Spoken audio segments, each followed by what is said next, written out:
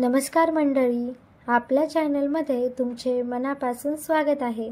घरात गरिबी येण्याची 15 कारणे आपण आज बघणार आहोत. कळत नकळत आपल्या हातून अनेक चुका घडतात. अनेक लोकांना याचा वाईट अनुभव आला आहे.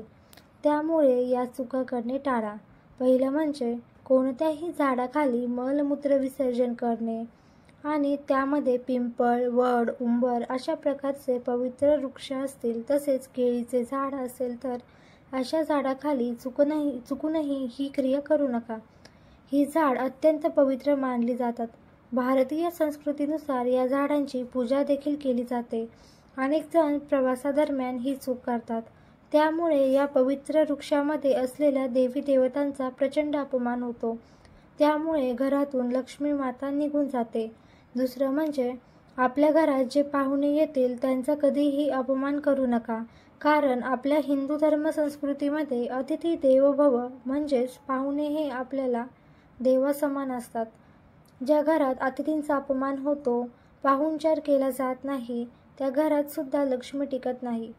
तिसरं म्हणजे आपल्या दारात उंबरठ्याला चिटकून चप्पल किंवा बूट काढणे. अनेक लोकांना ही सवय असते. आपल्या संस्कृतीमध्ये उंबरठ्याची पूजा केली जाते. त्यामुळे उंबरठ्याला चिटकून चप्पल बूट काढू नये. आपल्या दारात जर तुम्हाला पालथी पडलेली चप्पल किंवा बूट दिसत असेल तर तात्काळ सरळ करावे. चप्पल बूट पालथे पडलेले तुम्ही जर सरळ करत नसाल तर तुमच्या आयुष्यात अलक्ष्मी प्रवेश करते. गरिबी तुमच्या पाठीशी लागू शकते.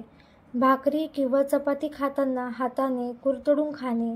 अन्नाचा अपमान होतो. अन्नपूर्णा देवीचा अपमान होतो. अनेक लोकांना दाताने नखे कुरतडण्याची सवय असते. नखामधील घाण तोंडात जाऊन आजार होण्याची शक्यता असते. आजारपणात रोगावर प्रचंड पैसा जाऊन घरात दरिद्री येते. पाचवं म्हणजे सूर्य उगवताना आणि सूर्य मावळताना चुकूनही झोपू नका. यावेळी जी व्यक्ती झोपते तिचं नशीब झोपतं.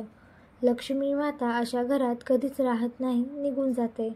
6वं, घरात झाडू मारल्यानंतर बऱ्याच महिलांना कचरा गोळा करायची सवय असते.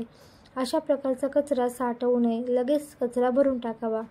7वं, स्मशानभूमीमध्ये चुकूनही हसू नका. किचन शेजारी बाथरूम असणे किंवा मलमूत्र विसर्जन करणे टाळावे.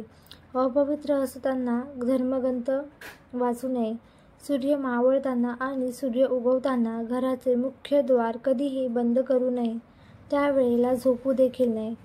तुटलेल्या कंगव्याने केस विंचरू नये. दिवा फुंकर मारून विझवू नये. रात्रीच्या वेळी झाडू मारू नये. गायी बैलाला लाथ मारू नये. गायीमध्ये 33 कोटी देव वास करतात आणि बैल नंदीचे प्रतीक आहे. त्यामुळे गायीला आणि बैलाला लाथ मारू नये. दुसऱ्यांची मदत न करणे. अशा विविध चुका आपल्या हातून घडत असतात. या चुका घडू नये म्हणून याची काळजी घ्यावी. या नियमांचे पालन केल्यास माता लक्ष्मीची कृपा आपल्यावर सदैव राहील. घरात सुख शांती समृद्धी नांदेल. माता लक्ष्मीचा आशीर्वाद सदैव आपल्या पाठीशी राहील. आपल्याला रोज सकाळ संध्याकाळ देवाची मनोभावे पूजा करायची आहे. त्यामुळे आपल्या पुढच्या पिढ्यांना अनेक शुभ आशीर्वाद मिळतात. या छोट्या छोट्या नियमांचे पालन केल्यास नक्कीच आपल्याला फायदा होईल.